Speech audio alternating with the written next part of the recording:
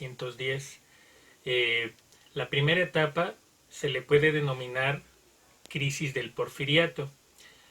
El movimiento armado llamado Revolución Mexicana, que se inició en 1910, ha sido tema de muchos análisis y de varias disciplinas distintas relacionados con los movimientos armados en nuestro país, las cuales se desarrollaron en tres periodos. El primero sería el periodo del derrocamiento de la dictadura y los intentos de modificar la parte interna del país.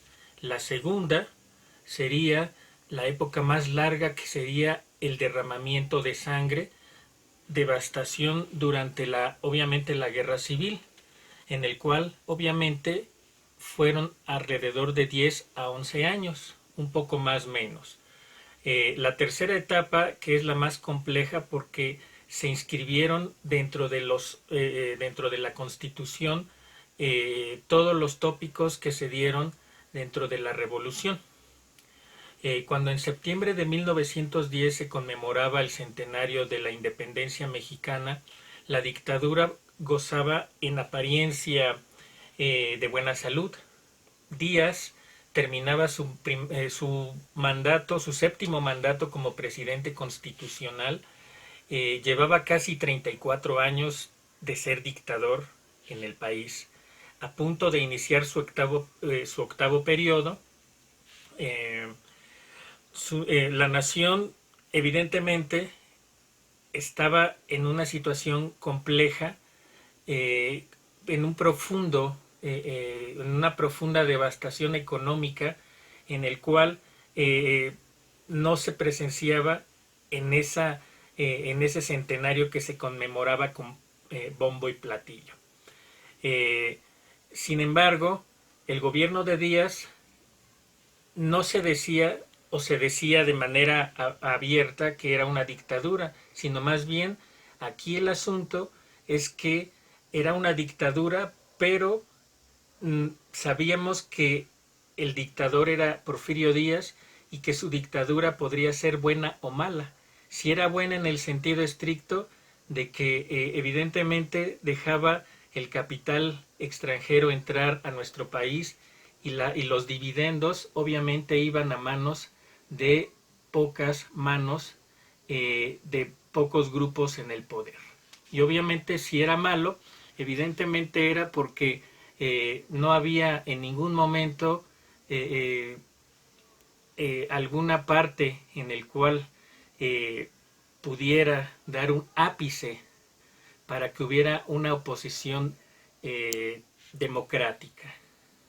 Al llegar a 1910, la dictadura se fracturó y terminó por romperse, al estallar la hecatombe revolucionaria, y evidentemente desde años atrás los precursores del derrocamiento del régimen dictatorial tuvieron presencia en distintos escenarios y momentos.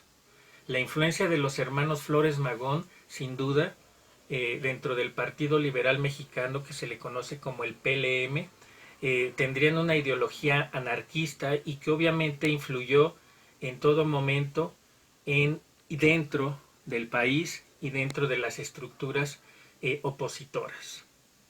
Otro grupo que fue muy importante sería, para la causa previa a la revolución, sería la causa de los hermanos Cerdán en el estado de Puebla.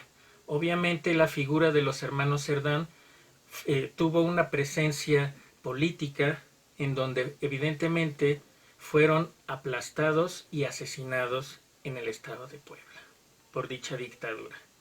Evidentemente la crítica hacia la dictadura bajo esa situación fue en todo momento fugaz, ya que obviamente la prensa opositora fue en contra de situaciones tan complejas como lo fue los asesinatos de los hermanos Cerdán y evidentemente el aplastamiento y asesinato de varios periodistas que eran del ala liberal.